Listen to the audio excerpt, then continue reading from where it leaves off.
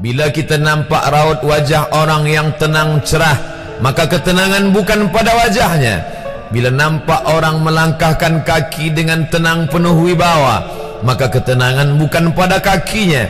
Bila tampak ayunan tangannya tak tergesa-gesa, maka bahagia bukan pada tangannya. Di mana letak bahagia itu? Ala fil jasadi mutrah. Ketahuilah dalam jasad ada segumpal, ada sekepal, ada sesuap. Idza salahat salahal jasadu kulluh. Kalau yang segumpal itu baik, maka yang lain ikut menjadi baik. Wa idza fasadat fasadal jasadu kulluh. Kalau yang segumpal itu rusak, maka dia pun ikut menjadi rusak. Yang segumpal itulah yang mengendalikan mata, telinga, tangan, kaki. Yang segumpal itulah tempat rindu, benci, marah, ridha, ikhlas, fasik, hasad, kufur. Di sanalah bersemayam rindu dan benci. Maka jangan terlampau benci. Habib habibaka haunamma. Kalau kau sayang, sayanglah secukupnya sahaja. Karena boleh jadi hari ini kau sayang, besok berubah menjadi kebencian. Kalau kau benci, bencilah secukupnya sahaja. Boleh jadi esok pagi dia menjadi orang yang tersayang. Berapa banyak puan-puan berkata, siapa itu? Itulah orang yang dulu paling aku benci. Tapi hari ini masih ada juga benci, tapi tak banyak. Oleh sebab itu maka dijaga dia. Yauma la yanfa'u malun. Hari itu tak ada guna harta. Wala banun. Tak ada guna anak. Illa man atallah. Kecuali orang yang datang menghadap Allah biqalbin salim, dengan hati yang salim. Qab lam ba, qallaba, berbolak-balik. Qallaba, tidak selamanya bahagia. Kadang pagi hati tenang, petang datang dia pun susah. Kadang pagi hati lapang, petang tiba dia pun gundah. Maka apa yang dapat menolong?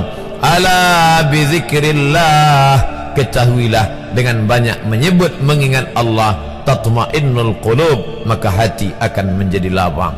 Qalbul mu'min baina asabi'ir rahman. Hati orang beriman berada di antara jari jemari kuasa Rahman. Kalau dia hendak, dia balikkan yang senang menjadi susah. Kalau dia berkehendak yang susah, dia balik menjadi lapang. Berapa banyak orang yang tampaknya mungkin kita kata dia susah, tapi dia masih boleh tersenyum. Sebaliknya orang yang menurut pandangan zahir kita cukup segala, makan, pakai, tapi tampaknya kesenangan tak pernah singgah. Apa sebab? Kerana hati milik Allah. Dia ada dalam diri kita, tapi dia bukan punya kita. Lillahi ma fis samawati wa ma fil ard. Apa di langit, apa di bumi, milik Allah. Balikkan kepada Allah. Dari Allah balik kepada Allah. Senang mengucapkannya, payah mengamalkannya, lebih sulit memasukkannya ke dalam hati. Oleh sebab itu maka apa cara supaya hati menjadi lapang? Yang pertama, iman. Mesti ada iman. Percaya bahawa dia ada walaupun tak tampak oleh mata. Dulu ada seorang filosof, dia berkata bahawa aku percaya dia ada bila boleh tampak oleh mata, disentuh tangan, didengar telinga. Tapi bila tidak dapat ditengok mata, dipandang mata, didengar telinga, disentuh tangan, maka dia tidak ada. Inilah orang-orang yang berfaham wujudiyah. Wujud ada, mikrofon ada, mimbar ada, orang ada, kerana aku boleh menatap dengan mata, mendengar suara dengan telinga, bersapa tangan dengan alat yang diciptakan Allah Subhanahu wa ta'ala. Tapi kita mengenal dia bukan kerana rupa. Bahkan bila kita pejam mata nampak berbagai macam rupa, itukah dia? Bukan. Walam yakul lahu kufuwan ahad. Bila kita pandang tengah malam tampak bermacam warna rupa, itukah dia? Ma khatara bibalik fallahu laysa kadzalik. Apa yang terlintas di hatimu, maka dia tidaklah seperti itu. Dia tak dapat dipandang dengan mata. La tudrikuhul absaru.